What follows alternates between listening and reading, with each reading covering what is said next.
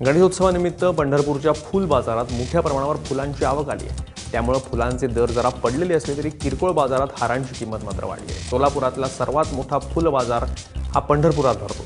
गौरीच्या आगमनाच्या पार्श्वभूमीवर शेतकऱ्यांनी मोठ्या प्रमाणात फुलं विक्रीसाठी आणली होती, मात्र माल जास्त झाला त्यामुळे काहींना दर कमी मिळाले। मात्र याच फुलांचे हार बाजारात चढ्या भावाने विकले जात होते, त्यामुळे भरघोस फुलं येऊनही ना शेतकऱ्यांना फायदा झाला ना ग्राहकांना।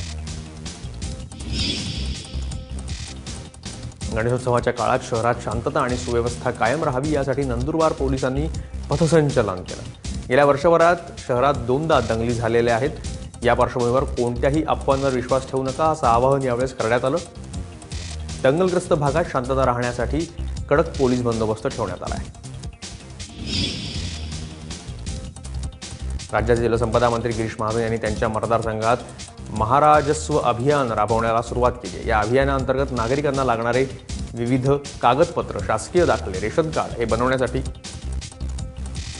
एकाच ठिकाणी त्यांना कागदपत्र मिळत आहेत। कागदपत्र पूर्ण झालेल्या काही नागरिकांचे प्रातिनिधिक स्वरूपात दाखले आणि रेशन कार्ड घेऊन स्वतः गिरीश महाजन, खासदार रक्षा खडसे आणि सरकारी अधिकारी घरोघरी वाटप करतात।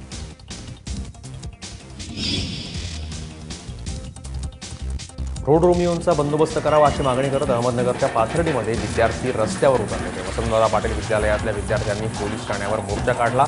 अवैध धंदे आणि रोड रोमिओंचा बंदोबस्त करण्याची मागणी त्यांनी केली। वाजत गाजत लेझिम खेळत मागण्यांचे फलक हातात धरून हा मोर्चा काढण्यात आला। शाळेच्या मार्गावरील सगळे अवैध धंदे आणि रोड रोमिओंचा बंदोबस्त करा असं निवेदन पोलिसांना देण्यात आलं।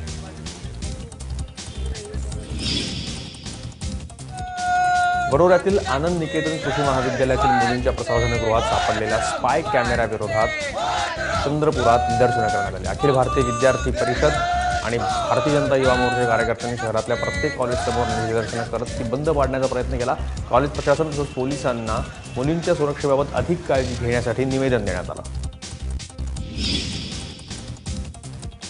गेल्या आठवड्यामध्ये 550 रुपये प्रति क्विंटल असलेल्या कांद्याला सध्या 400 ते 450 रुपये इतका भाव मिळतो। त्यामुळे संतप्त झालेल्या शेतकऱ्यांनी नामपूरमध्ये रास्ता रोको आंदोलन केलं। बाजार समितीमध्ये कांदा लिलावासाठी गेलेल्या शेतकऱ्यांमध्ये आणि व्यापाऱ्यांमध्ये भावावरून वादावादी झाली। त्या व्यापाऱ्यांनी कांदा घरी घेऊन जाण्यास सांगितलं, त्यामुळे संतप्त झालेल्या शेतकऱ्यांनी बाजार समितीसमोरच कांदा ओतून ठिय्या आंदोलन केलं। गडचिरोलीतल्या अहेरी तालुक्यातल्या नक्षलग्रस्त कमलापुरातील तलावातला गाळ काढण्याची मागणी गेल्या अनेक वर्षांपासून केली जाते, मात्र त्याकडे दुर्लक्ष केल्यानं तलावाच्या गाळात फसून अनेक जनावरांचा मृत्यू झाल्याच्या घटनाही उघडकीला येतात। या तलावाच्या पाण्यावर 30 गावातील आदिवासी शेतकरी अवलंबून आहेत। गाळामुळे या तलावाची जलसाठवणुकीची क्षमता आता कमी झाली आहे, त्यामुळे लवकरात लवकर या तलावातला गाळ काढण्याची मागणी केली जाते। गडचिरोलीजवळच्या चामोर्शी तालुक्यातील भेंडाळा इथली उपसा जलसिंचन योजना गेल्या 30 वर्षांपासून रखडली आहे। तत्कालीन मुख्यमंत्री विलासराव देशमुख यांनी 2001 साली या उपसा जलसिंचन योजनेच्या निर्मितीसाठी सर्वेक्षण करण्याचे आदेश दिले होते। त्यानंतर 14 वर्षांचा कालावधी उलटूनही हे काम सुरू झालेलं नाही। ही योजना सुरू झाल्यास 13 गावातल्या हजारो शेतकऱ्यांचा फायदा होणार आहे, मात्र कोणीच त्याच्याकडे लक्ष देत नाहीये।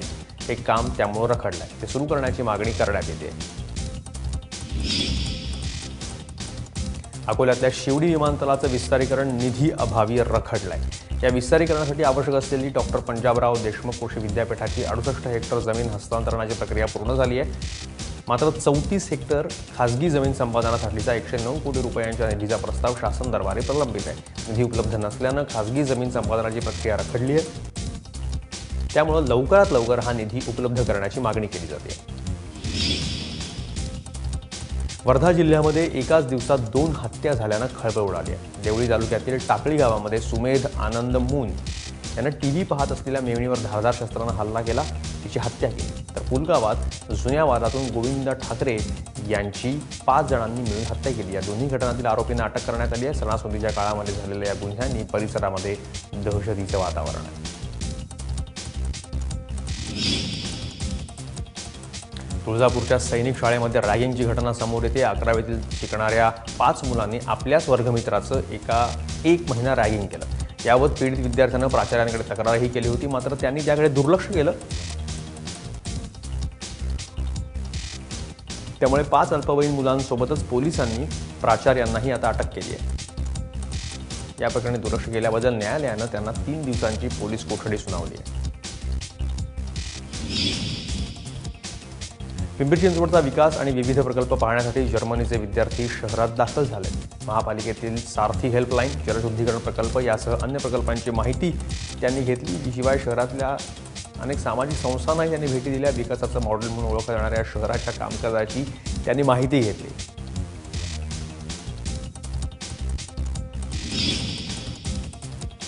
गेल्या 35 वर्षांपासून पुणेगाव कालव्यातून पाण्याची वाट पाहणाऱ्या चांदवडकरांना अखेर कालव्याचं पाणी मिळालंय. मनमाडच्या दरसवाडी धरणामध्ये पोहोचलेल्या या पाण्याचं जलसंपदा मंत्री गिरीश महाजन यांनी जलपूजन केलं. 24 ऑगस्टला हे पाणी सोडण्यात आलं. त्यानंतर कालव्याच्या माध्यमातून ते येवला तालुक्यात पोहोचणार आहे. आटपाडी तालुक्याला वरदान ठरलेल्या टेंभू योजनेचं आवर्तन सुरू करण्यात आलंय. त्यामुळे या भागातील शेतकऱ्यांना मोठा दिलासा मिळाला आहे. गेल्या अनेक दिवसांपासून कोरडं असलेल्या या कालव्यात पाण्याने आता ते भरून वाहत आहेत. सप्टेंबर उजाडला तरी आटपाडी तालुक्यात दुष्काळाची दाहकता कमी झाली नसून तालुक्यातील 12 गावं आणि 46 वाड्या वस्त्यांवर टँकरनं पाणी पुरवठा होतोय. त्यामुळे सध्या सोडण्यात आलेल्या पाण्यानं तालुक्यातील सर्व तलाव भरून घेण्याची मागणी होते.